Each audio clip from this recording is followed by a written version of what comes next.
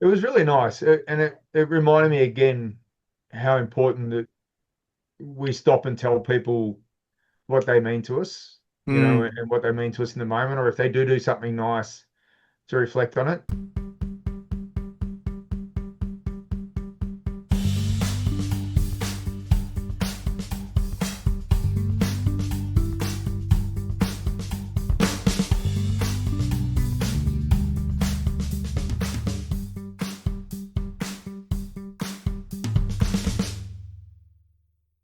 Hello, everyone, and welcome to a very special episode of the Kyl Reber podcast.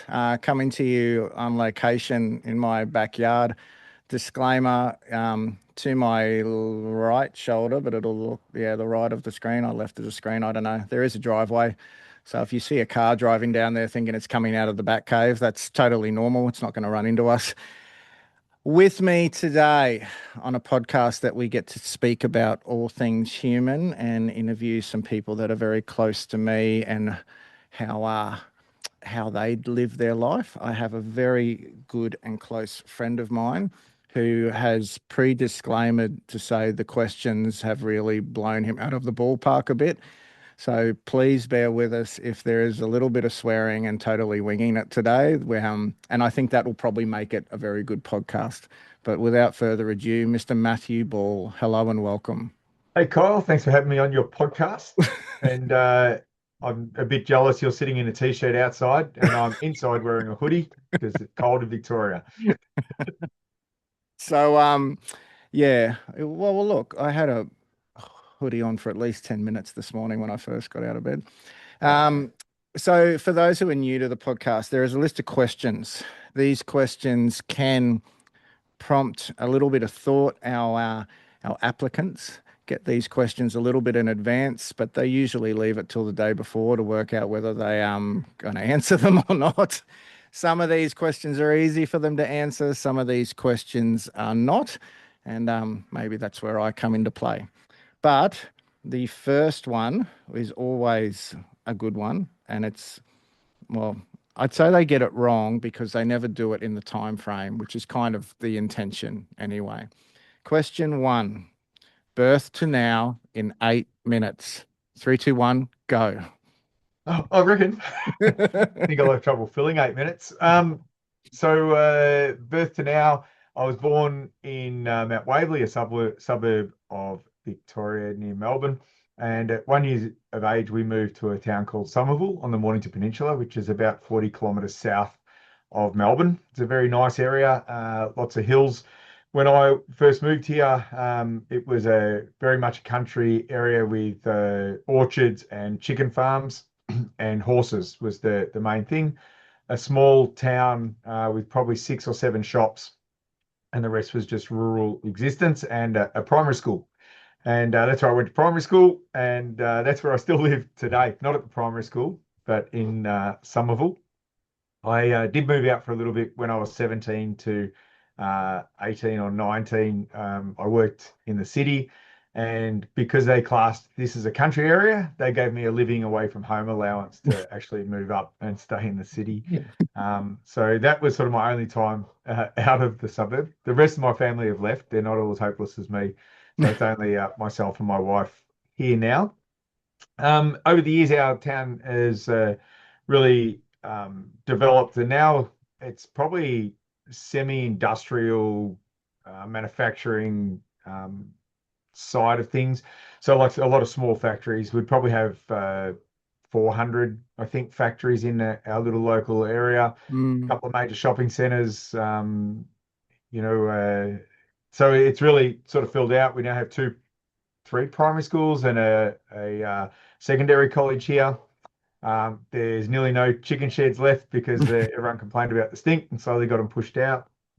There's no orchards left. Most of the trees got to the age where they needed to be redone, and at that point, the land was too valuable, so that's all been sold off. mm, So we range from small suburban houses to small acreages. Probably the largest acreages. We'd still have some 100-acre blocks, but most of it would be 2, 5, a few 10 acres, that sort of thing.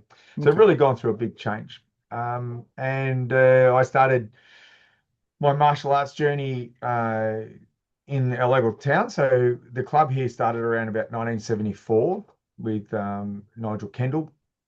Started that club up, and I started there around, I think, 84, 86, somewhere around there. So how old were you then? It was about 13 or 14. It was like year 8 of high school. What was the attraction to start martial arts? Were you sporty Friend before then? friend was doing it and said, "Do you want to do it?" So There was said, very "Sure." little thought. Were you a sporty So kid? he'd done taekwondo when we were in primary school for a little bit, and Mm, then had stopped because his parents didn't want to drive to the next town. mm. And then when we found out there was one here, a new friend that we'd made at high school sort of said that he was training at the club, so that got us into going there. And yeah, then that was our local mechanics hall, we used to call it. So it's sort of like Mhm. our local town hall, like a lodge hall, I guess it was. Were Uh, you a yeah. were you a sporty kid? No, not really. I sort of did cricket in the under eights or something, and Dad decided that I wasn't good enough because I was sitting on the grass too much, so pulled me out probably You're sitting mid-season. down fielding too much? But I was always active. So we lived on a 10-acre hobby farm.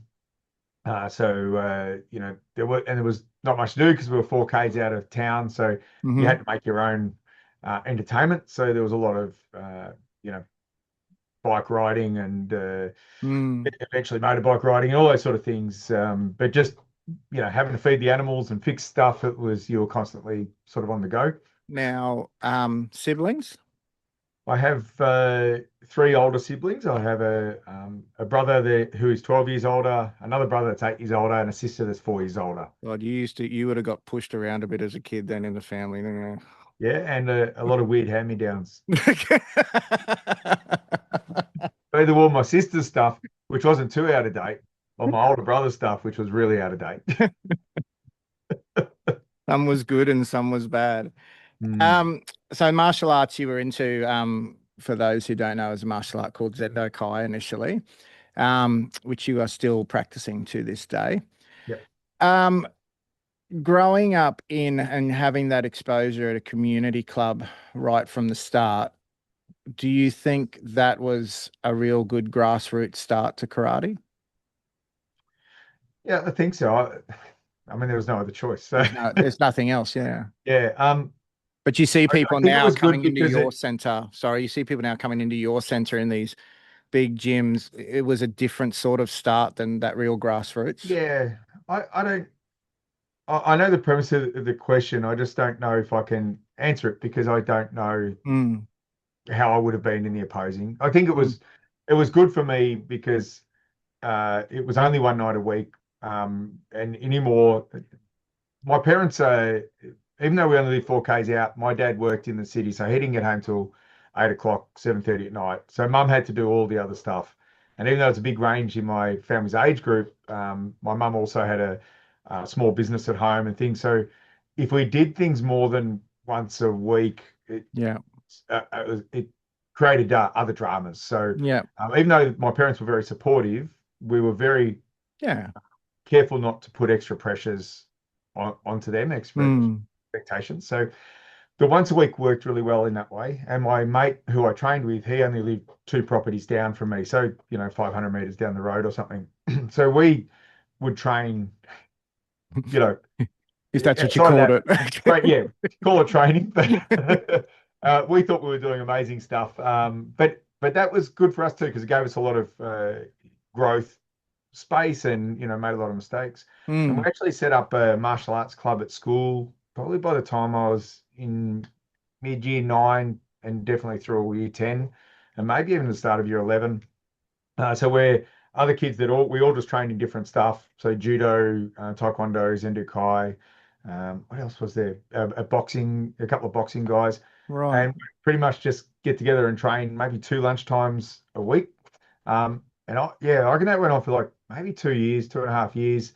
And then one day, the sports teacher that allowed us to do it came in and watched and said we were never allowed to do it again. Do you know why? Basically, because we were just knocking the snot out of each other, but having a lot of fun doing it. Yeah, I don't think, I think he thought it was like Tai Chi. And look, we probably misrepresented it when we first asked him if we could do it, and it The probably, Zen was at the front that led him down that's the it. garden path. And I'm sure our idea at the start probably changed a lot as we kept going too. Were you what was how do I put it? Like you wouldn't have said you were an aggressive kid by nature, but you just found something that you just really liked.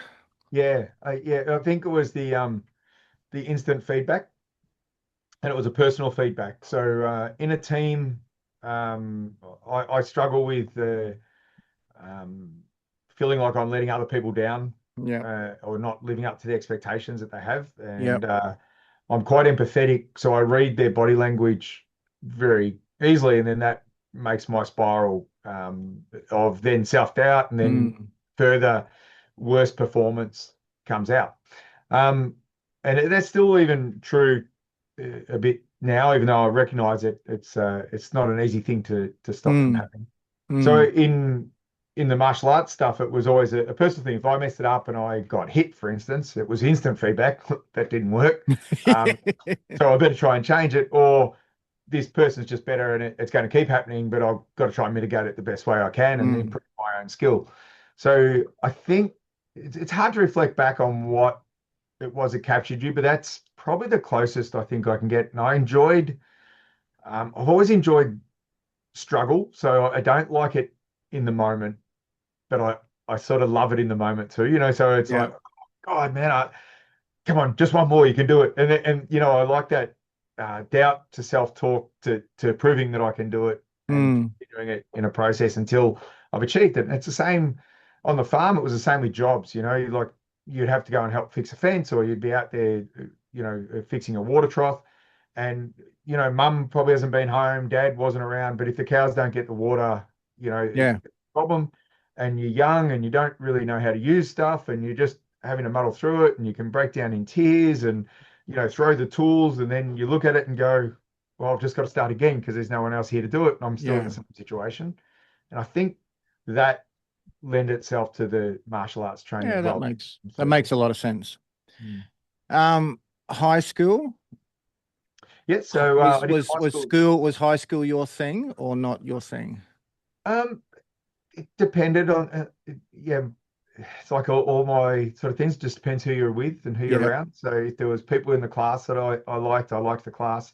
If there was the teacher in the class that I liked the class. But if those two things weren't met, I probably didn't enjoy it as much. Um, Was there a particular subject or area of school you really enjoyed? and that changed over time. So I used to really enjoy mathematics until I got to year 11, and I tried to do, back then we called them Maths A and B, Yeah. or space and numbers or something like that now. And then I really started to find I struggled. I could do it in the classroom and with the, um, things on the board and the explanation. And it all made sense. And then I'd go home and look at the textbook and just feel really lost. Mm. So yeah, it was one of those moments of readjusting, of you think that you have certain capacities and capabilities, and I realized You I don't. could do it under circumstances, but it wasn't. I struggled, Yeah. so I had to change out of those subjects.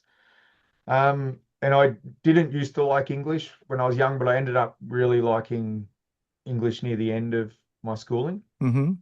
uh, because I think it went from, I think they both swapped. So mathematics early on was almost like game like, you were Mm. doing stuff as you went. And English was like really regimented, about spelling and construction of sentences and those sort of, and rule based. When you got higher in English, it lost a lot of that rule base, and it was more creative Yep. and, emotive, and it was good. And mathematics got much more, understanding long formulas and breaking Yeah, them down. no, you've lost me there. Yeah, so my mind sort of switched. Uh, I wasn't a naughty student in that I didn't create uh, problems, but I was a naughty student in that I would always be looking for a laugh. So Mm. I could get the laugh and stop, and then my friends would get in trouble because they were the ones laughing or making the next comment down the line, you know.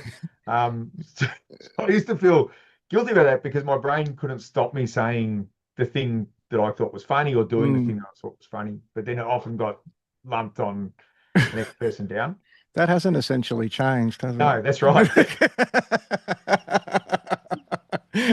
So yeah, and it was like that at school. So there were some teachers that dealt with that really, really well and knew that I was cheeky and enjoyed that side of me, but knew how to just switch me straight away. Like, Mm. just a quick comment or a let's back on board or whatever it was. And they'd know that I'd get the best out of me until I did it again. Other teachers didn't deal with it so well for me. I know I understand being a teacher that they just needed things to be stopped quickly or they were frustrated from their day. And then, yeah, then that wouldn't work so well for getting me back in tune. It would just sort of throw me Mm. out or it would disrupt the whole class then or whatever else. So Mm. as a teacher like I do, if you've got that cheeky kid in class and you can just look at them and go, come on.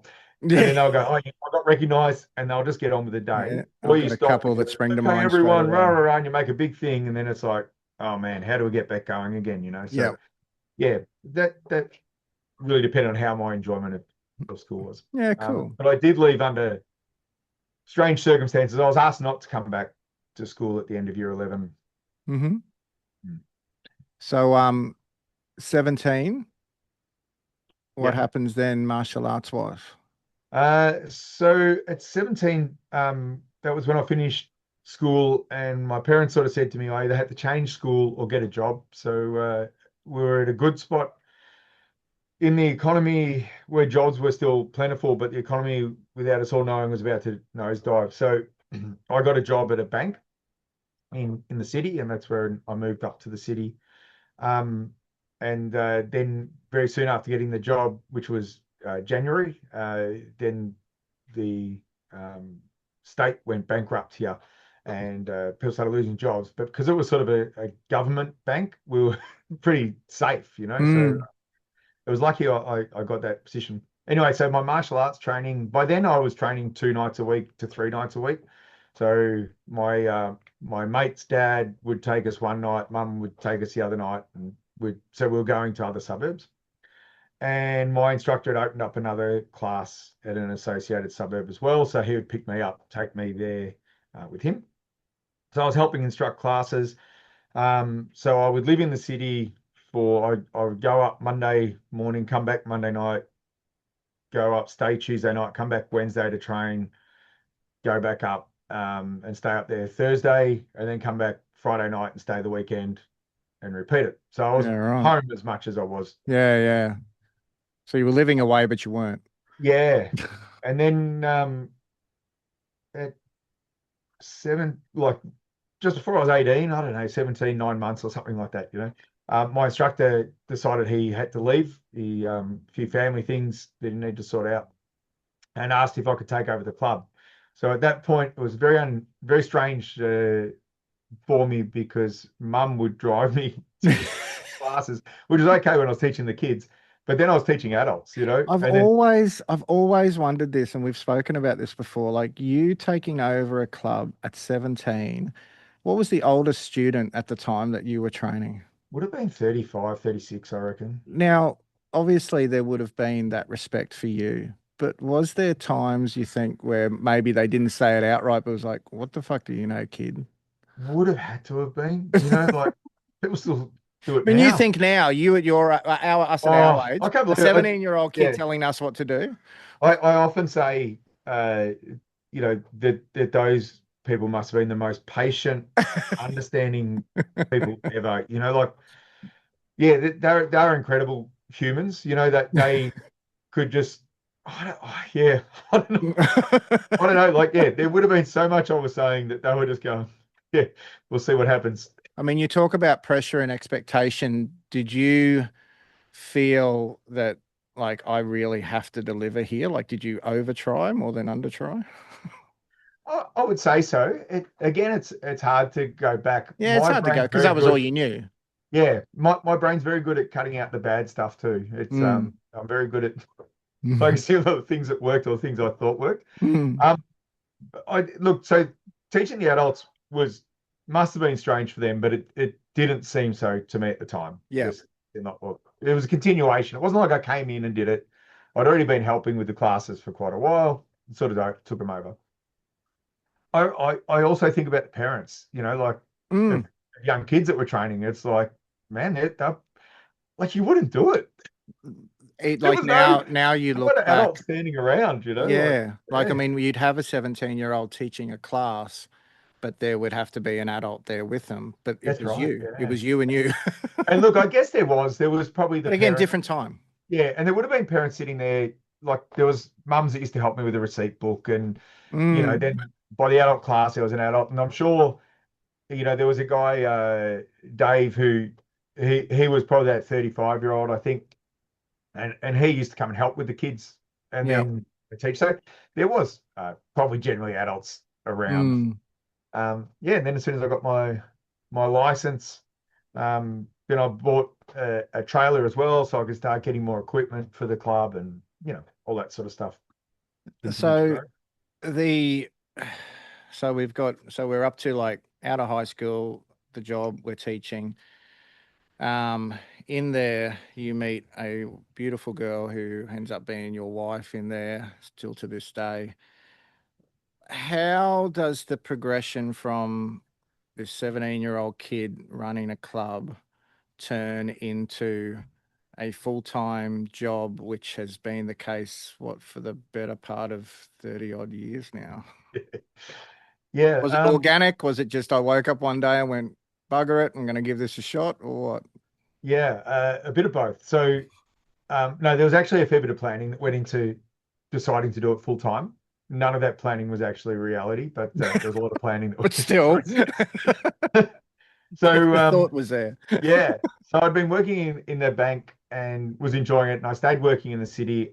I would say maybe 4 or 5 years. So uh, I started off in an area that dealt with home loans. It was called conveyancing and security. And in my brain, when I got the job, I thought I was working security, but it was securities. So it was dealing with lawyers and solicitors and stuff. So we went from that, and then when the state collapsed, our local banks collapsed, and that included credit unions. We had a couple of credit unions that collapsed, and the um, our state government and the bank became a partnership in having to try and pay out certain portions of their accounts. Hmm. But it was people in massive amounts of stress, and people unfortunately took their own lives because of the losses that they took and felt like there was no way out. So this department was set up, and it started with three executives that were brought in from different departments within the bank, and then about three or four gophers, like young people that just had to run around and do work for them. And I was really lucky to be one of those young people that was brought in. And even for all the tragedy that it was for me, it was in this department was very exciting. I was working with people who were very high level, very intelligent, very quick to try and fix situations as they're evolving Hmm. because it was new for everyone. And seeing them work and being a part of that was really incredible, really good. And over a 2 year process, or actually within a couple of months, it went from like six of us to I think it was like 60 people having to work on phones and do all the processing and work. And then it would shrink and then grow again over a couple of years. Anyway, at the end of that process, it got wound up. All the things had been done. And I could either go back to the department I originally came from or go to another department. I was asked to move to Sydney to continue my career up there, but I didn't want to because I was in love with Kylie and because I was in love with martial arts. Hmm. Even though I could have probably trained up there, I decided I'd stay. And I decided I would go to a branch to get that experience. And the executives who I'd been working with said to me, don't go to a branch. That's not a step anymore. That's not something, it's two separate businesses now. Um, but for some reason in my head, I didn't listen to them and I went out to a branch. And within about a month, I knew that I'd made the wrong decision This and I really sucks. didn't want to be there. but it was close to home. Like I got a branch, in Mm. the next suburb, so it was an easy drive every day. And after a year, I thought, okay, I've got to figure out a way out of this. How do I, how do I get out? So on the radio, I heard a thing about writing business plans for this competition for Shell Australia Oh, and yeah. Rotary. They hooked you up and mentored you through the process. So that was probably like 93, 90, 94, something like that, 1993, 94. And radio was a thing back then. I don't know if you've heard of it, but Yeah, I've heard of it vaguely. I used Yeah. to do shows like this, but it was live. Um, yeah, so I got involved in that, and it was like a 6 month process of learning how to write a business plan and you know going through all the steps and things. And I was doing night school at the time as well for accounting because I still didn't know if I might have wanted to proceed Mm. into that sort of line of stuff too. But I found that I didn't enjoy the accounting side of that course at all. I enjoyed the communication side and the management side of it. So I kept doing those courses, but Hmm. I dropped the accounting courses out of that night school. Okay. Yeah, and then did this business plan. And at the end of the business plan process, it was a competition. So you went through competition and I got a high recommendation thing, but didn't get any prize money or Mm. anything like that. Mm. And then the next year they asked me to go in again because my business was different. You know, most of the other businesses were dentistry, podiatry, you know, I don't know, like a lot of these service industries that I was sort of thinking, why are you guys even here? Because there's a really obvious route, you know, like Yeah. at the time, there wasn't many martial arts businesses that were making money. Most were going Well, bankrupt I quickly. just would have. I mean, Queensland's probably even would have been behind Melbourne or Mm. Victoria, but I would have said there just would have been hardly any full-time places around. Yeah, and the my role models that had done it had all gone bankrupt from Hence, doing it, you know. hence, to do a business plan on something like that would have been deemed a risk, I guess. Yeah, Like, why do you yeah. want to do And this? so I did it again the next year, and so my idea was I had a couple. One was to be teaching at high schools during the day, so that Mm. was to get a steady income stream, run the classes at night. I didn't want a full-time center at that time because I could see that there was a lot of costs involved in that. That having a hall use was Yeah. a lot less cost and less maintenance and all the other things that go along with it. So, yeah, and the second time I got further through the process. I still didn't win it, but I got up into the prize drawings.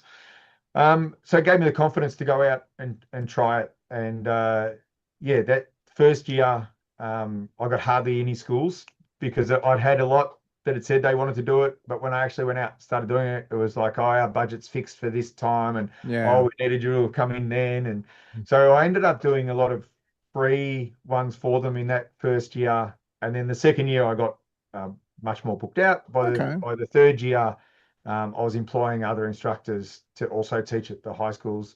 And when I wrapped that business up, maybe 8 or 9 years later, because I started another business, so I probably had like 60 schools that we were regularly Wow. teaching at. And that ranged from just doing like 3 classes with them to doing a full term every term. So it might have been eight classes a term, once a week sort of thing. So Mm. most days we would be doing each instructor would be doing 2 or 3 classes a day during the school Yeah, terms. right. Yeah. So that built up well. So that was sort of the progression of how I went from, yeah, just doing it as a part-time thing to full-time. And I was also had to work security during that first startup phase for the income because I wasn't able to That's cover. just to confirm that's not for lawyers. That was in pubs. That was actually actually I probably started working security, I think, when I was 19. Um, and that was to get money up for Kylie and I for getting married and moving out and stuff. So it was sort of 3 jobs because I was working every day at the bank. I was doing teaching by then. I was teaching 3 nights a week, teaching 2 nights a week for myself and training 1 night a week with an instructor. And then started security, which I said, oh, I can only do 1 night a week. And as you know, Kyle, within like 3 weeks, suddenly find yourself working 4 Doing nights a 4. week. Okay. Yeah. So, it got to the point at once at the bank, they pulled me aside and said, you've got to start making a choice of which is your career because you're not performing at this one. Yeah. Because I was exhausted. So that was a good wake up call to cut back the security work a bit again to just 2 nights a week. Yeah. Mm. So the schools move forward. When does Somerville Martial Arts Centre, or SMAC, when does that officially come to be? So yeah, we started full time around 96 and then finally opened my centre around 2000, 2001. I think Mm-hmm. probably written down somewhere and I'll be wrong, but it Yeah, was around that same. time. I get this too. Yeah. And And at the time, Somerville was still on the smaller side. So that was, I mean, I talk to people running full-time centers in country towns. There's a risk involved with that. yeah. So again, I went through a couple of processes. So my first process was I actually went to the council, and there was a couple of pieces of land. We just had a basketball stadium built at the time, and there was some land behind it, and there was some land near a railway track that we have in our CFA was there. Mm. And I went to the council, and I went to the Vic Rail, and looked into long-term peppercorn leases. So a 99-year lease at like $1 a year sort of Mm. thing.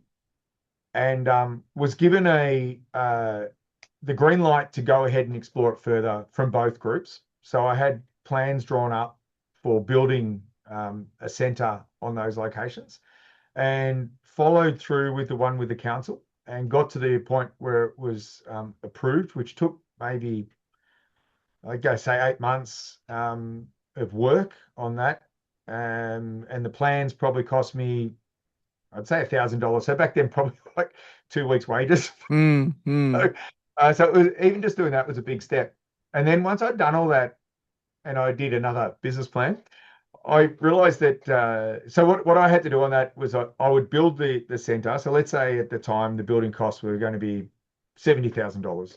Mm. So cheap for today's standard, but it Mm. was scary then because our house was 90,000. So Yeah. not much different, but it wouldn't be mine. So if at any point the council said, "Oh, we're going to take possession of that," they could. There would be no Mm. recourse, and you couldn't ask for the payments for the building. So I could have a loan and be still paying that loan off Yeah. and have no And not be there. recourse to the premises. It would be unlikely to happen, but it could have happened, you know. And I thought, is that a risk I really want to take? No, it's not. So then I started looking for more seriously at premises that were already available. And there was an old tire factory in Somerville, or not a factory, a tire service place, um, and it was up for sale. And I put in an offer, and I needed some help just to make sure I could get the loan. I needed my parents to go see guarantors on it, and they decided that for a couple of months they decided they wouldn't, and then finally said they would. And I went back and put in my offer, and it had fuel tanks. And I said, if I just need the fuel tanks to be tested so they're not leaking, because you can be up for a lot of money if the fuel tanks have leaked and you've got to clean up all the ground. And this other guy came in and offered him less, but didn't worry about the fuel tanks. And he ended up taking the other guy's offer. Mm. So it was a bit heartbreaking. And then that offer ended up falling through anyway. That guy couldn't end up paying it. In the meantime, I'd put offers on 2 vacant blocks for factory land, because back then there was only like 20 factories in Somerville, Yeah. fair bit of land.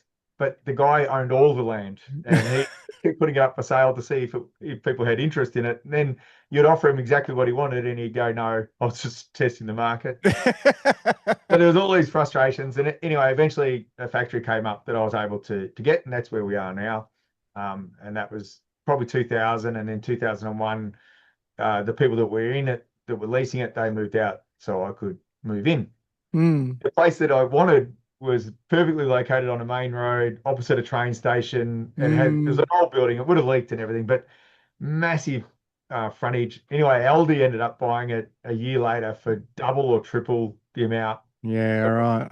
So, there was all these like, what if, but life's full of Yeah. what if that had happened, or what if we would have done that? But so happy where we are. but I still feel like that. Everyone I think's got one deal that they feel like they missed. Yeah, That was the one deal I that feel one like, real big what if. yeah. And it turned out I could have got the money on my own anyway. I didn't need the guarantor, so that was Mm. another frustration that came out of that one. Yeah, but I think you've done all right where you are. But yeah, you're right. Yeah, Yeah, there's that, where would I be if that had worked? yeah, that's right. You know, So I guess to finish off, and like we said, it's longer than 8 minutes. To finish off, you with martial arts, like it is your full-time occupation. Um, and you, I guess, have been very fortunate in your situation. Probably one thing that in your full-time career that's a bit different to, well, a bit more accented with a lot of full-time martial artists, you've done an extensive amount of travel to train.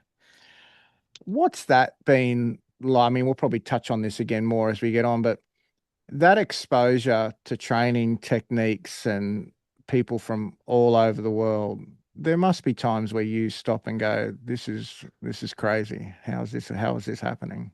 yeah, yeah. There's definitely been those moments. Sometimes in the moment, often after the Mm, moment. And when I first started doing it, it was probably before the moment, like the nervousness of being concerned about how you would come across. Could you do what they're going to be asking you to do? so back to the expectation. Yeah, yeah. So I mean, that side of it is nowhere near the pressure anymore because we're all human, like it's when like saying when I go and visit other clubs, sometimes people say, "Oh, what was the standard like?" I say, like generally it's good. There were some Mm, really high level people. There were some people that were really struggling, and the majority of people were in the middle. And mm, it's the same with all our clubs, and same with all the seminars we all go to. It's same with all the mm, competitions we all go. It there's this normal group, and there's the strugglers, and then there's the high achievers. And it's like that everywhere. So now sometimes I fit in the middle group. Sometimes I'm the struggling one in the person, and sometimes I'm mm. achieving, you know, at a high standard because it's something that I've done a fair bit before or something. So yeah, Because I feel we've comfortable got in those. Thailand multiple times. I'm not sure if you would actually know how many times. Europe, the US, New Zealand, Japan. We did our trip to the Dominican Republic. There's probably plenty of other countries. Yeah, Has there been, probably before we get into the question two, has there been a country that you've been to and just gone, not I need to get out of here, but I'm out of my league here? not really. No. There's been like safety wise, there's probably only been one, and that wasn't on a martial arts trip. That was for a wedding, I think. And it was like Vanuatu. I just when we got off the streets, and it was Kylie and I, and you just felt like there were spots that people didn't want you to be. Yeah. Um, and and I thought if something happens here, it's going to be a difficult one to extract from, and it just felt uncomfortable. And it Mm, could have just been the time I was there. Something might have happened beforehand, or it could have just been a strange, week. But that was the only real place felt like that. There's been other moments. We've had times in Thailand where we've been on islands where we really thought things were going to kick off. Got to the stage of standoffs mm, and large group interactions where it was uncomfortable, but it wasn't the same. It didn't. It felt like a threat that you were going to have to deal with, but it didn't feel like, oh, these people really don't like us. Like yeah. um, yeah, and I think like you, when you've been around physicality your whole life and you've worked in the space of security, you you're better at reading what's probably a real threat and what's not a real threat.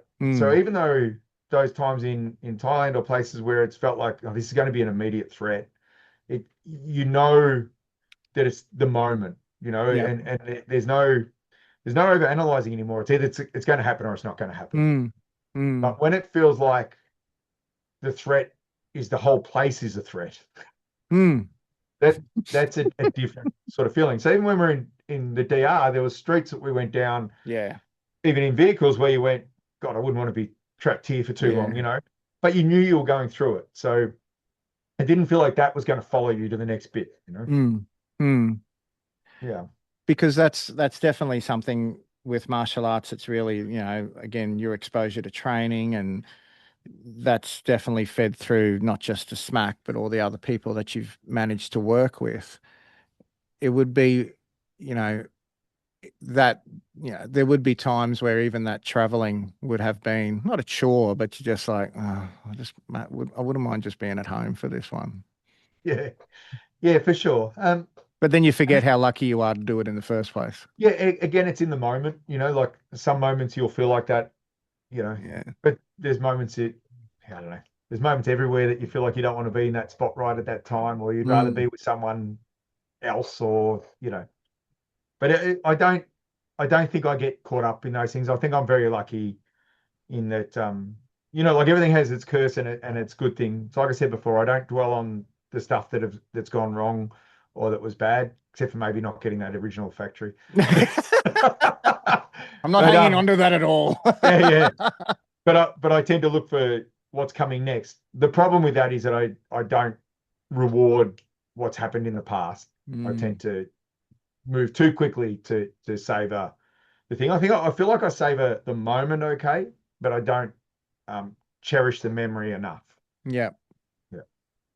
Very good. Well, here we are, and that's longer than 8 minutes. But let's go question two. Two non-negotiables that you must have slash do every day. Yeah, this is one of the ones I really struggled with, Kyle, trying to have a think about it because I don't think I have any. There's things I like. So I like to have a coffee, Mm-hmm. in the morning, Okay, but it's that's a fine. habit. It's a habit more than a need, If you didn't so have if there was a day that you didn't have a coffee, would it feel different to a day that you did have a coffee?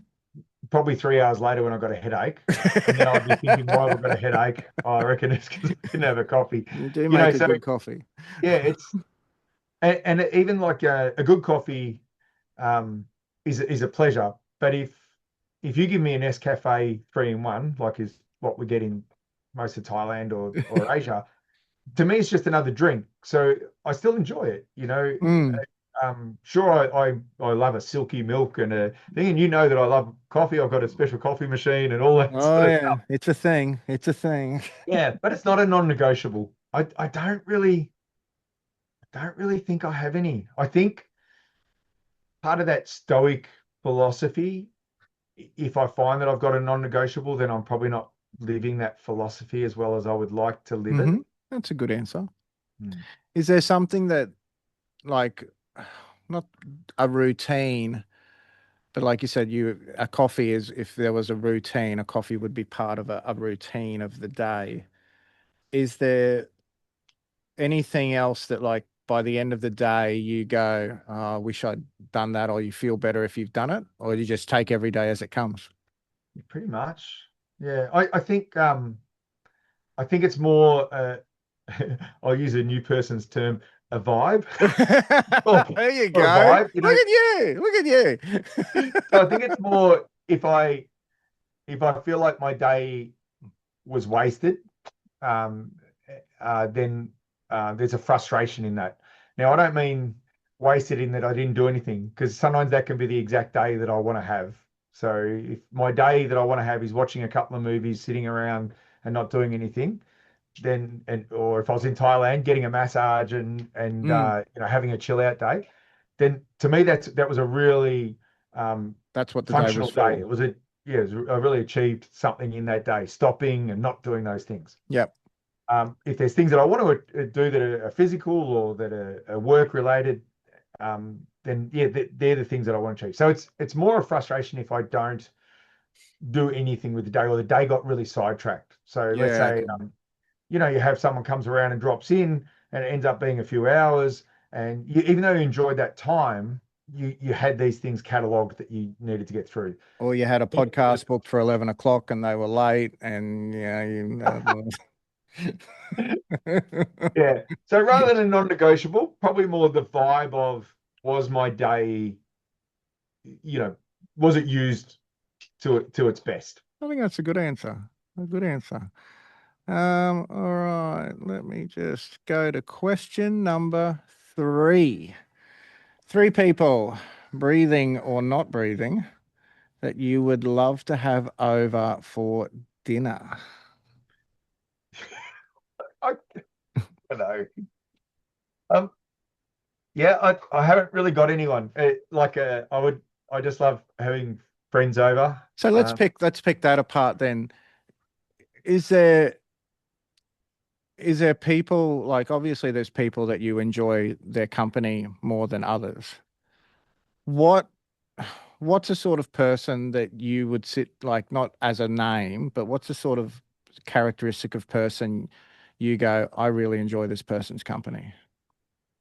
Um, Someone that's willing to laugh at themselves and laugh at the absurdity of humanity, but laughs at the absurdity of humanity because they're serious enough to realize how messed up it can be and how joyful it can be. So if someone's not conscious enough of their environment and the things that are going around them, or too closed off, or too shuttered, that they can't see how absurd things are when you take it to the final Mm, destination. Um, I don't enjoy as much time. Look, I still enjoy my time with those people, but it won't be as liberating. So the mm, people that recharge my batteries are the people that can talk about things in a serious way, but end up laughing about it and realizing that there's probably nothing we can do about this other than talking about it and trying to feel a bit lighthearted about it. And let's see how absurd it really is, you know. And that's probably the sort of humor I enjoy too.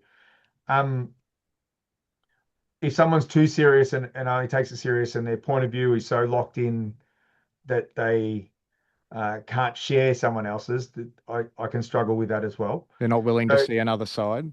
yeah.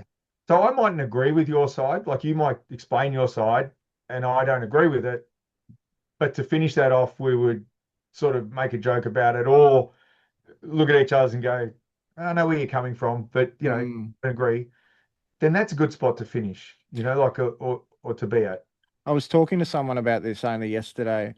Do you feel, again, this is a little tangent, but do you feel that ability to have those conversations with people is getting harder and harder? And them to have those conversations and that person not to get offended by you disagreeing or not entirely agreeing with them? Um, yeah, but I'm not always sure it's that person's fault. I think it's my fault too, Yeah, right. because um I give up on it way easier because I think that it's going to be harder. You know, yeah, I think it's a two-way street. I Mm, Because there's close friends now that I don't spend as much time with, because those conversations have got harder, but they seem to always want to have those conversations. And yeah, I haven't worked out the best way to lighten it up, I guess would be yeah, I'm not sure. So yes, I agree with you, but I think that it's as much my issue as theirs because I can't be bothered. yeah, I mean that's probably like that is probably a good answer. I mean, like you said, like those, when you said you don't have just particular names of people that you want to sit with, but there would definitely be that, that type of person that you enjoy sitting with.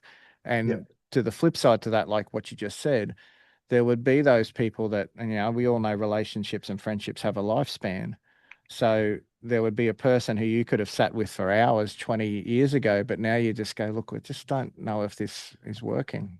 that's right. Yeah, and in different situations. So you could stand at a party and have a really good chat for, an hour at the lightness of a party. But another night at a dinner party that mightn't work, Mm, or at there's different interactions with different people in different 100%. situations.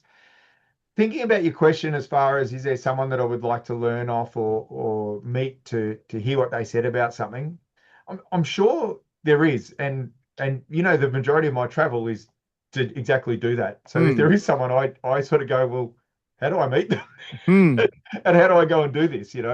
Um, so I think that that makes that question less viable for me, because if there is that person, I'm going to go and do it, unless they're dead, and then I've also met enough of those people that I know that I'm not going to get an answer. It has to become a relationship, for me to really learn what it is that I want off that person. One dinner's not going to give That's me that right. thing. Like, so the amount of, the relationship, for example, Thailand, the people in Thailand that you have with them now, that hasn't happened over one trip. That's happened over That's right. multiple. And it's amazing how many you can be with, like, for 20 years, and then you have another random conversation and you go, oh, I never thought you thought along those lines. That's really interesting, and that's really opened up this whole other thought process for me, and Mm, yeah, so sometimes, well, always, we never know everyone, and we don't know, we're all changing constantly, so the 100%. dialogues have to continue. Yeah, that's a good answer. See, that was a good answer. Mm, Don't know about that, mate. I do. All right, number 4. Where were you when you had that moment that you knew this is what you were put on earth to do?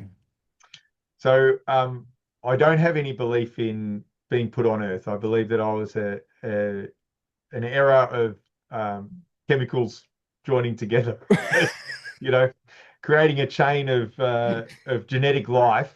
Um, so I still haven't had that moment.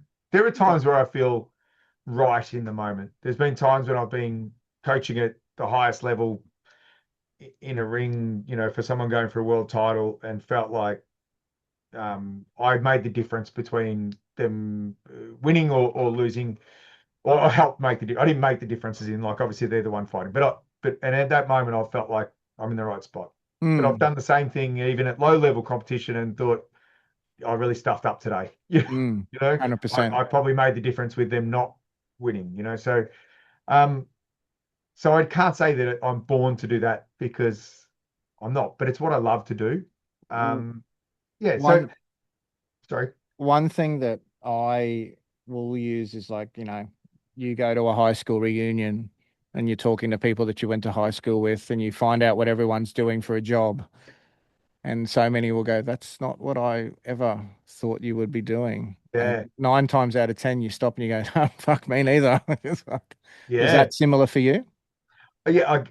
And actually, for my high school uh, friends, I was, because as we spoke, I wasn't sporty. So, Mm, all the guys that were awesome at footy and cricket and all that sort of stuff, none of them are doing a sports-based life. yeah, You it's know, crazy, isn't it? so they think it's hilarious that I'm the one that ended up doing something. I can't catch a ball, and I'm a bit uncoordinated. So But it's like you yeah, said, you're in that moment coaching that fighter, or in that country, or just at the mat on the mat in your own club. Yeah, there are those moments where you just go, this is cool. This is fun. yeah. I think the area that I try to improve at constantly, but often miss the mark, is general leadership. So, um, realizing that we're now the adults in the room, and we have to put the big boy pants on, or big girl pants or whatever, and make decisions that are affecting other people, and that we have to help guide other people in their decision making, Mm, around martial arts based things. You know, not general life coach or anything like that.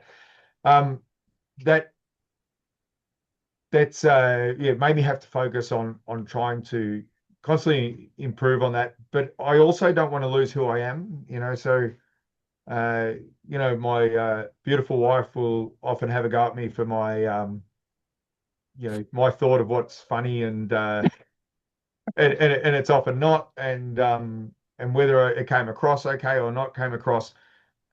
But there's part of me that doesn't want to lose all that either. I don't think you can be a true leader if you're not also true to yourself. But that doesn't mean that you can't constantly be working on yourself to be a better person. So I find that a challenging dynamic, and I'm not sure I'll ever land in the right spot. I think it's a constant change. I think and each person that you're interacting with, I think it's different too. Mm, We often say that, the old saying that your instructor or your sensei will present themselves when you are ready. mm, No, I think what it really comes down to is you'll find the right person that matches you at some point in your life. yeah. And as an instructor and coach and things, I see that sometimes I'm not the right person for that person coming through, even though they may really want you to be a part of it, and you will be, but you can see that the interactions aren't quite right. There's always this, not ill feeling, but it's not, you've got to work extra hard Yeah. to get a message through. So sometimes I can be a bit rough with my, you know, no, that wasn't good, not always pumping someone up, but letting them know that no, that's not Mm, good. But then sticking with them until they get it good, and then like showering them with praise. But some people, that's not an easy coaching style for them to accept. no. And I think But that's yeah, one of the hardest things in coaching. The hardest thing in coaching, I always say, is to tell the truth. yeah, But you've got to be, like you said, you can't just say that's not good enough and walk away. That's not good that's right. enough. Let's do this together. Let's get this better. Yes. Yeah, so if you can take them with you, and that's when you've got to make sure you got time. There's no use making that comment at the end of the night, like that was no good, and walking off. Yeah, I've said that. I only said that to a couple of our junior instructors recently. I Yeah, said, don't ever finish on a low, no matter yeah, what they were like through the class. Just say good job today. yeah. You're also just going to walk out the door and just go, oh yeah, I suck. As our good friend Dave Kovar says, you can even just say like, "Well done on turning up." Yeah, he Like, did that right. there's always something that you can praise someone for. There's got to be something that they did right. Yeah, All right. Question. See, we're powering through them now. Is there one person that you credit with setting you in the right direction? nah, it's been a group effort, been a community challenge. Um, Was so there ever a person that not necessarily setting you the right direction, but maybe, like you said, coaching had the guts to give you feedback, but one person that maybe pulled you aside and said, you need to pull your head in? oh man, I'm a child of the 80s. Everyone told me to put my head in. Or I is there think when one I was person that would tell you that and you listen to them as opposed to walking away, go, what the fuck do you know? I reckon I listen to everyone. I think not always in the moment. I think I usually take on board what people have said and then decide how much I take it on board. Kylie's dad said to me once when I was about 19, gave me the old talk of, you know, I can either think you could be a fool or you can open your mouth and I know you're a fool. Gave me one of Mm, those talks and pretty much was just saying you don't have to have an opinion on everything. mm. And he was Dutch. So for him to say that probably showed that I was getting a bit big for my boots. So that was a good one. There's been lots. Like I say, it's been a real community thing. Like the Chiefs, Bob Jones has given me lots over the years of times to pull me back in line to help become more of that leader sort of role. And all my instructors had a fall in that. My mum, uh, probably more than my dad, had a lot of impact on just pulling me up when I was getting too far ahead or starting to be too stupid. My wife does it still to this day, Mm. and she'll often just like I said, I won't always take it on board, but usually I do in some format. So Because sometimes the you're a things that they're pointing, reflector. You're a reflector more than a on the moment. yeah, because sometimes the things that they're pointing out, I don't agree about, and sometimes they've been purposeful. Like sometimes I've done it in that way because I want a certain reaction, or I'm looking for a certain reaction, or I want to Yeah. see what's going to happen. Um, so I say that not with things, hopefully not with things to hurt people, and generally more just a general sort of thing. Um, yeah, actually, probably the person's probably had the most impact on a day-to-day thing would probably be Kylie. You know, she's the one that will Hmm. talk to me about things probably the most and realign me. But definitely my mum, when I was 11, I had a stick, acorn goat. I got hit with an acorn in the eye in primary school, and my eyeball threatened to. I was going to lose sight if I didn't have it treated, so I had to have it all wrapped up for a week and stuff like that, and stay in hospital.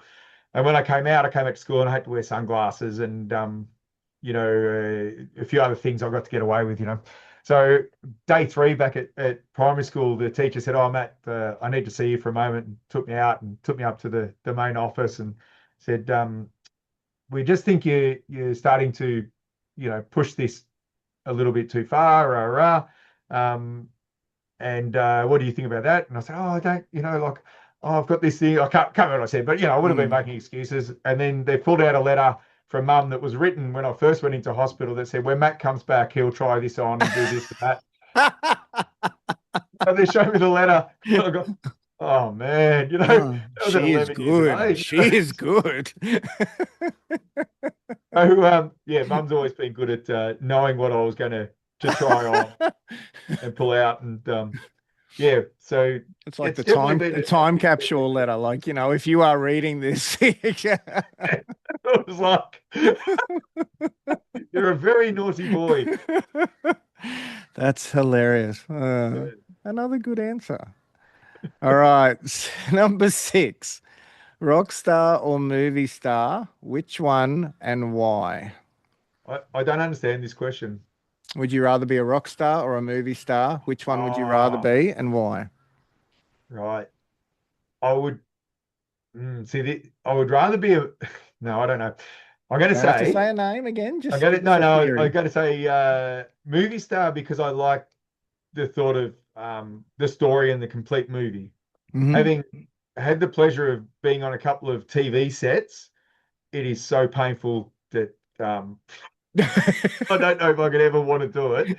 Um, Rockstar, because I can't sing or play anything, but when I see someone just sit down and start to sing, or two people just harmonize from nowhere, like just sitting there and harmony, Mm, or someone just starts a musical instrument, I'm like that's like someone speaking eight languages. I'm like, mm, how does this, and we used to have a wine bar, and that's the thing I miss most is the live music and the yep. people coming in that had very little experience, and it was their first times in front of people, and the people that had had a pretty good career, but now they just wanted to play, one or two nights a week to for their own sake, you know, just beautiful. So neither for the being the star, but both for the craft of it, Mm, you know. mm. And acting's hard. I don't know, like I don't know how many times you've had to say like just a script and someone says, "Oh, can you just read my words?" Yeah. I can't do it. And Like, you can't, and it's hard reading just those words. Like you want to put your own little word in there yeah. or the tone, the And you've got to spacing, read the that person's timing. words and in the way they want it, and you've got to have like reflections of thought and Yeah. emotion and everything in there. Oh man, so the craft, I think both are amazing. And for the artistic nature, I love them both. If I was actually probably going to try and be anything, if there's anything that I think I could have been capable of with a lot of extra work, not capable of now, but could have possibly probably stand up. And that's probably what I would have, uh, Mm. if I had to choose some sort of star type thing, probably stand up would probably Yeah, be the one right. I would go for. Yeah, okay. Yeah. Because you only have to work like an hour. And you get to make fun of people. That's But it. they get to make fun of you. And Eddie Murphy was like, that was our childhood. So Oh yeah. Oh yeah. Don't even start on the what was it called? Delirious. delirious. Oh God. Yeah, we're showing our age there. Yeah. All right. Now, I kind of know the answer to this one. You ran through it, but I'm going to ask it anyway. Two things that are on your bucket list. Yeah. I haven't really got anything. Is that because you've already done them? I think so. Yeah. And because I know that I will try and do them. Um, but having thought about this, As in, like when I say I'll try and do them, if I've got something on my bucket list, I'll try and plan it within the next 18 months to 2 years, So are you what we would call a doer? probably. I've probably just been in a really fortunate position to, shouldn't say fortunate, I guess. I haven't, my wife and I chose not to have children. And that's allowed us more scope to do things, not spontaneously, but to be able to put in place that Mm, without the mm. extra constrictions of time and finances and things. So, not, I'm sure there's lots I've missed out on, but in that sort of scape, there's things that I've been able to do. Yeah.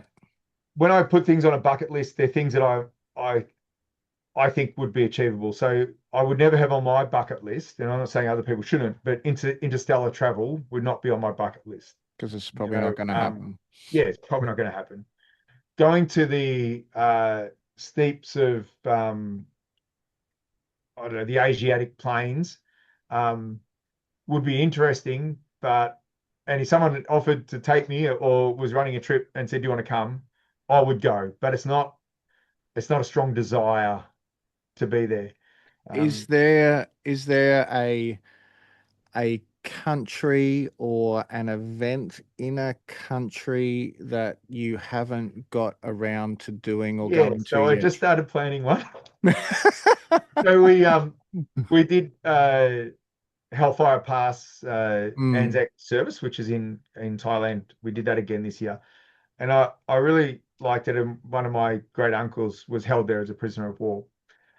Um, but as we were leaving, I went, I really want to go to Flanders. So mm. I started planning to go to Flanders for Anzac Day next year, and then tagging on a couple of extra things while I'm there to do. And that's what I mean. When something pops in my head, I'm generally in the position that I'm lucky enough to start planning around it. When it's something like travel or doing something or meeting someone, then I can usually put it in place. There's probably a few things that I actually do have on my internal bucket list, but I can't make them happen. So they're not really strong. Yeah, So what I would really love to do is be able to head off on my motorbike for 3 or 4 days every month, yeah, but I'm not in a position to be able to do that. not So, sustainable. and Kylie doesn't really want to do that. So it's not a strong one. It's just like if that came up, I would want to do it, but it's not a be all and end all. So probably to close this one out, when we talk about a bucket list, do you think some people, like you said, the interstellar travel, there's no point having a bucket list if you don't think you're ever going to be able to do it? No, I wouldn't put my thoughts onto anyone else. That's just the way I think of it. Hmm. It's But your interpretation is different to maybe, well, as always, you would think a bucket list is something that down the track is doable. I think again it comes a bit to that Stoic philosophy. Hmm.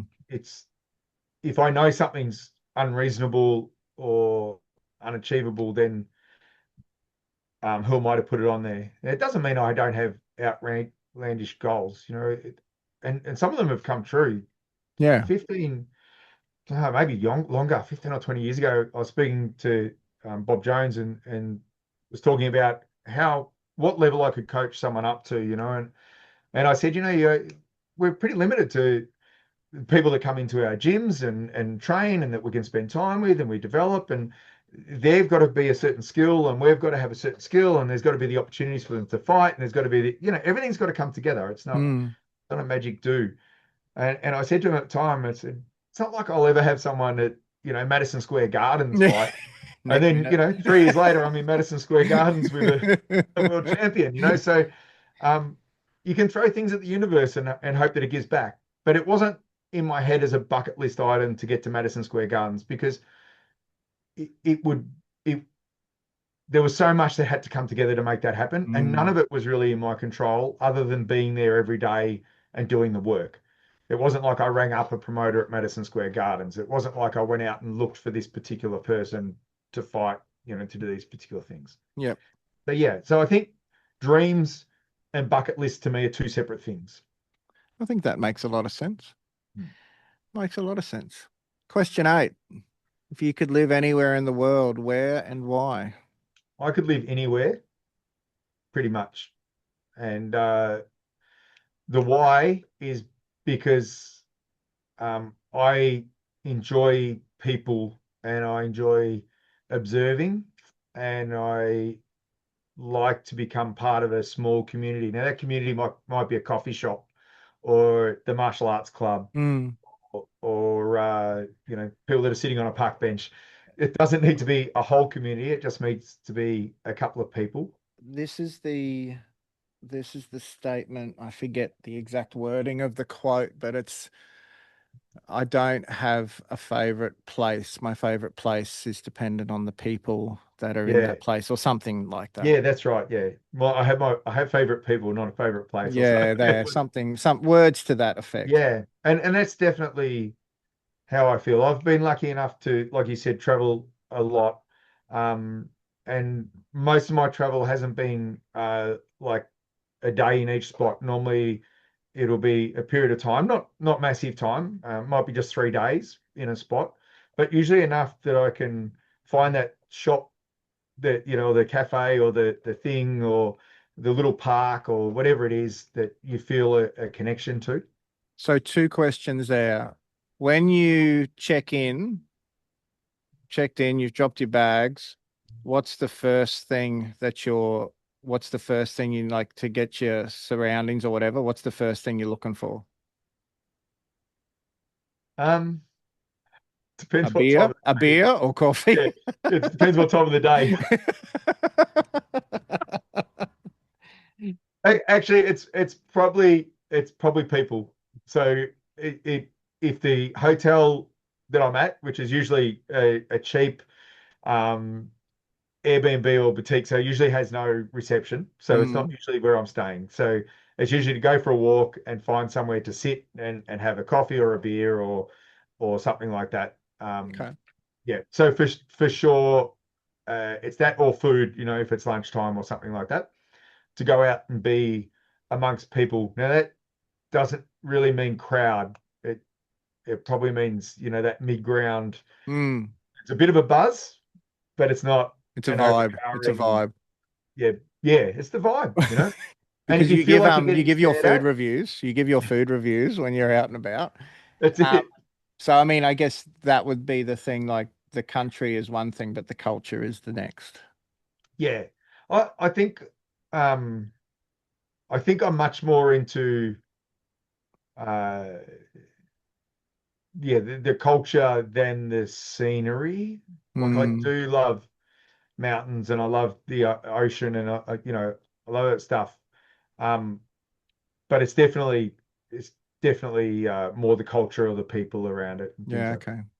I think that's again where martial arts is great. So you can go overseas and you turn up to a place and you put down your training gear and you join in and no one's talking to you and you train for a few minutes and then you partner up with someone and you have a quick little chat while you're partnered and laugh at each other, do the next person. And by the end of that 1 hour, three people have asked you back for dinner at their house or they want to take you to the local restaurant.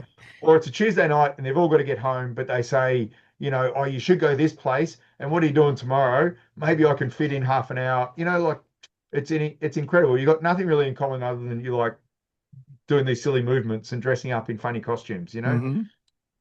So I could imagine people do that in other sports too. I can imagine CrossFit or tennis or other things. I hope it happens. I don't know if it happens or not, but Yeah, well, that's I just the do think it's a community, special isn't it? bond. The other question before we move on to the next one, is there a country, like we talk about anywhere in the world, is there a country you've been to that you've gone, that was great, I'm never coming back here, but No, only Vanuatu. Vanuatu. I hope I'm not disparaging another country. no, just Even the there, I'd go back because I'm really intrigued to see if it was just me mm. at one time because so many friends love it. So yeah, I'm not sure. It's an interesting, I mean, again, I've never been there, but it's interesting because that would not be a country that I thought you would mention. Like there'd be Mm, other ones that I thought would be mentioned first. That's interesting. yeah, no, like it, yeah, I don't know. Our time in the DR, what was it? Only a week or something, which felt 10 sort of days, yeah. longer because it was sort of inspiring. But I could even handle there, like Yeah, I could the go back. people were so nice and friendly. Yeah, there was problems and troubles, but I mean, I don't know if I had like children, if I'd want them to be brought up there. I think that's a different question. No, I think there's, yeah, like you said, there's countries that you could live in and there's countries that are nice to visit. Yeah, but like there were like um, I've been in Europe. I've done a lot of Eastern Europe as well as Western Europe, and I really enjoy it because it just feels like being brought up on a small farm and having family that had large farms. You go to most of Eastern Europe and people go, "Oh, it's a bit behind and stuff." No, it's just like when I grew Oh, up. It's this just is the awesome, same, man. like, oh, but they eat off this or that. Yeah, so did we, Yeah. like, yeah. It's So it's the I don't get simplicity. shocked by it. To me, it's just like, well, just that's living. That's rural living, Yeah, and same Thailand. Um, yeah, even out in the country, sure, there's things I wouldn't eat or do. I'm not going to make myself sick for no reason, Hmm. but I'm not shocked by what other people are doing. That's you have that's what they have. That's And what's if their that's all, other option, like like you said, back to training as a kid, if that's all you have, that's all you know. that's right. Yeah. Very good. All right. I've only got a couple more. Three pieces of advice you would give to anyone who is not backing themselves that could help them learn how to back themselves. Um, I yeah, I think it was a long time ago on like a Denton show or something. There was uh, a person who said something like along the lines of, "There's no use trying to be someone else because they're all taken. The only person I can try and be is me." And I think Mm, accepting that you are you is really important. Doesn't mean you can't change elements of yourself, but you can't be what you want to be without restrictions, So I'm colorblind. There's no use me saying I want to be a police officer or a pilot. Wasn't going to happen, So mm, I didn't dwell about those things and think, oh, my disadvantage or whatever is going to stop me from doing those things. And then when I was 13, I lost sight in one eye, so that restricted a lot of other things I can do. But again, I'm really lucky in that the way my brain works is that they're not options anymore. So there's moving no on. thought about I want to do this, Mm, Um, and I feel for people that fight against themselves their whole lives. So it's a hard one because I feel for them. I don't pity them because part of it's amazing too. Part of it's inspiring to think, man, they're never going to give up. Like they are so driven for this thing, and it could even be um like IVF, like they can't have children.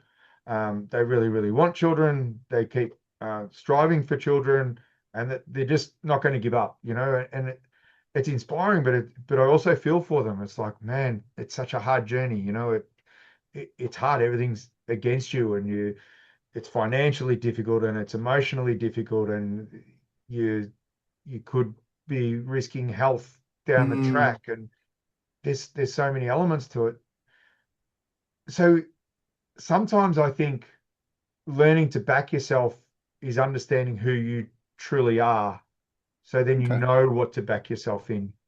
Now, I probably shouldn't have used IVF as an example because I'm not saying that anyone should ever give up on it or not. And I don't have an opinion either way on it. But there are some things that you're really putting a struggle into your life. So if you want to be a competitive fighter, but your body is hypersensitive to impact, then that's a really hard struggle. If Yeah. everything always hurts when you get hit, you're going to really have trouble. If How you're have you how have genetically you gone strong, as a, yeah, sorry. sorry, I was gonna say, as a coach, as a leader, as a mentor, have you had to have those discussions sometimes with people saying maybe this just isn't for you? Yeah. Um, Or have you, no, what definitely. But it's what I mean is like like we said before, we invest in our people, but is there a time where you have to sit them down and go, look, maybe this just isn't for you? Um, Probably not. I'm sure I've given the vibe, Hmm. and I'm sure I haven't delivered it as well as I should. Because you want them to make that decision I themselves. want them to make that decision. I want because who what do I know? You Hmm. know, like um, we've both seen athletes reach peak performance who you look at that you think, God, that isn't, You are the last person that I yeah, thought would be and like that's not this. the right technique, and that's not the Hmm. right body shape, but they're the freaks. Hmm. But how do I know this person isn't going to be the freak? That's You right. know? So part of me as a coach thinks, um, God, you've got to, you're going uphill. Like the whole way you're struggling uphill here. Like as in your body's not built for this. Your mentality allows you to get out of things without pushing to the last nth, but you still have this goal, you know. So the things that you need to be a champion is there needs to be some natural attribute of body dynamic, and there needs to be an amazing amount of grit that you're going to do all the things and never let yourself off. It's got to be the coach saying stop and not you telling yourself you should stop or seeing what hurts Hmm. or, you know, coming forward with things that are wrong every time, Very you true. know. And sometimes people have this goal and you can see they really mean it, but they haven't got these two things. And you know that it's just an uphill battle. But I'm not going to stop them from trying because who do I know? They might conquer this one and they might, you know, or they might conquer the struggle one. And then because they struggle so hard, they find something in their body that works, that can negate the other skills of the other person and they Yeah. can get to that top level, you know? So, and as a coach, I've got to look for, okay, that person's hip doesn't work in a natural way. There's something there. Can we alter the way we kick or move, or not need to use that leg as much as a normal person that would still allow them to get to a high enough level that they'll feel satisfied, or we can make a miracle happen and see where it goes. That's what I would like to think I could do, and that's what I would like to think would happen. Um, but I know that most of the time that's not what happened. I think sometimes I'm a bad coach and I deal with it like a bad teenage breakup. I make the situation difficult and hope the person realizes it and stops. And I don't think that's an honest way to do it. And I don't think it's it's good for their personal growth. And it's Hmm. not good for me as a coach in my personal growth. And I wish that I didn't do it. I hope I don't continue to do it. But on reflection, I know that I have done it. I think that's the thing too, mate. Like we've both been coaching a similar amount of time. We can't expect to get it right every time either, can we? Like you said, all we can do is hope that we're slowly improving or Yeah, not messing up as much, that's whichever right. that whichever that whichever one you want to interpret that as. Is there any other advice you want to give? Um, that grit is much more important than motivation. Mm. So I heard Tino Sobrano on a talk a while ago, and he just said the words "keep the wheel moving forward," and I've found myself using that a lot. Someone will come in tired or their body's sore from our last training, and we've just got to modify their training, but don't not do anything. Like, okay, if we need a full rest day, have a full rest day, but it's still not doing anything. Then you're forcing yourself to have a full rest day. So it goes back to what I said at the start of the thing, Yeah. So have some purpose within that day that matches this end goal. And that's grit, like, so if you come in and you're sore, but it's just sore, then who cares? Let's just Mm. do it. If you're sore because you've done a small injury, there's a chance it will injure it because it's gone tight. Okay, let's work the other stuff. Let's get our footwork going or modify other things. But let's keep the wheel moving forward. And let's say you come in and you're feeling sick, like you're sick, and you just get on the floor and you move a little bit and you go, man, I think I'm getting a flu or something. Yeah, go home, but you kept the wheel moving. You still turned up. Like you Yeah. got yourself out of bed, you You got gave it a yourself here, crack. you thought you were going to do it. At least you moved the wheel forward. So Hmm. yeah, keeping the wheel moving forward, I think, is a good one. Yeah, cool. All right. Last one. Made it. Well, we haven't finished yet. If you could write a letter to your 15-year-old self now, what would be the first paragraph? Stop being moody. The end. I think I was pretty moody at 15 years of age. Did you just think you had all the answers? No, no, I don't really know why. I just just got a Is bit moody. is there any 15-year-old kids you work with now and you go, fuck, that was me? Yeah, yeah, lots. I think I see parts of myself in most people. I think that's part of being overly empathetic is that you know, I'll generally look at someone and the first question is why, like why are they doing that? Why are they saying that? Why are they behaving in that way? Mm, And try and think, is there a thing that's caused this chain to see if I can understand it. And look, most time um, it's something like the why could often just be something that you can never answer. Like a mum just had an argument with them in the car and they're coming to class and they're a bit down and they just yep. need time to feel better. And, sometimes it's knowing not to ask them anything or do anything with them and just recognizing that, okay, this isn't them normally. I've given space for them to talk to me if they need to, but they really just need to move and they'll chill out. How many Mm, times as a teenager, I just wish I didn't get asked a question. I just give me a minute. yeah. And I think so. Recognizing that, I was sneaking out of home a fair bit at that age and not getting a lot of sleep, so that was probably Okay. part of it. And I think I thought that I was a lot older than I was. Do you think that was because you were growing up with a lot of older people around you? Yeah, I mean, having much older siblings, so by then one brother had already moved out for a long time. My other brother was living in a caravan, so we didn't see him much. And yeah, my sister had moved out too. So yeah, I was probably at home on my own actually a lot of the time. Hmm. Um, yeah, don't know. It's but there was good things too. So I was obviously getting recognised for my leadership qualities. I was helping instruct at classes. So there's a lot of good things around me too. Some of my friends' parents recognised good bits out of me that I didn't see. I had one of my close friends, her mother passed away 2 weeks ago, and we were at the funeral, and her husband came up to me, and I hadn't seen him maybe for 15 years or something like that. But um, his daughter was, so my close friend was probably 2 years younger than me or something like that. So when I was 18, she would have been, 16, and he used to let us take her and her friends out. But he said, he can't said, Robin, you were the only person Robin ever let take Fiona out. She had so much trust in you because of your, uh, the way you behaved, and we knew your training Hmm. was strong and stuff like that. So I didn't think I could protect their daughter, but they knew I was always going to try and do the right thing, whatever that meant.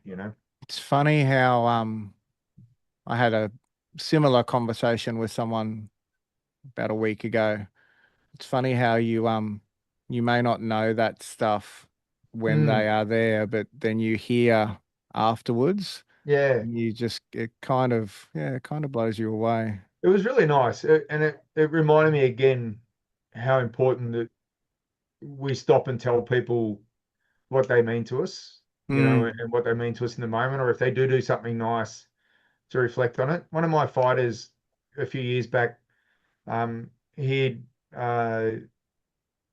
was going through a stage where we weren't sure whether he should go to another club and train with someone else for a little while or stay with me, or because I was about to travel for a few months and he had to work out what he wanted to do. And he was one of those guys that doesn't talk much, you don't get a lot of emotion out of Hmm. him. And he comes and sort of said, something along the lines of, I I don't want any. if I have to have someone else in my corner, I'll do that, but I don't want them. He goes, like, you just know what to say to me at the right time to get the best out of me and get the best results. And he'd never said that to me before. I didn't think Mm, he cared who was in his corner, like he was just so unemotive that it was like, you know, he'll just do whatever. And it really choked me up when he said it because yeah. I was probably, as a coach, you often feel a bit lost. You often, do I make any difference? Am I, You feel you're doing more is, wrong than yeah, right. is he doing right? So it was really nice to hear. And it was another one of those reminders of who haven't I been telling how much they mean to me, Mm. or what they've done for my life. So yeah, my paragraph back to my 15-year-old self and my 54-year-old self would be, remind people what they mean to you and what they do for you. Yeah, that's fantastic. That is good. Well, you made it. Thanks, Kyle. You made it. Matt, you are, well, while we're telling people what they mean, you are very close to me and my family, and we're very grateful for your friendship and Kylie's. So thank you so much for your time. Um, and I am very sure that anyone that listens to this podcast has learnt more about you than they already knew, as did I. And I'm sure that there's something they've taken away. So yeah, thanks for your time. Thanks very much, Kyle. Guys, that's another podcast done. You can follow us on Apple, Spotify, and there will be YouTube clips so you get to see our melons right up close and personal.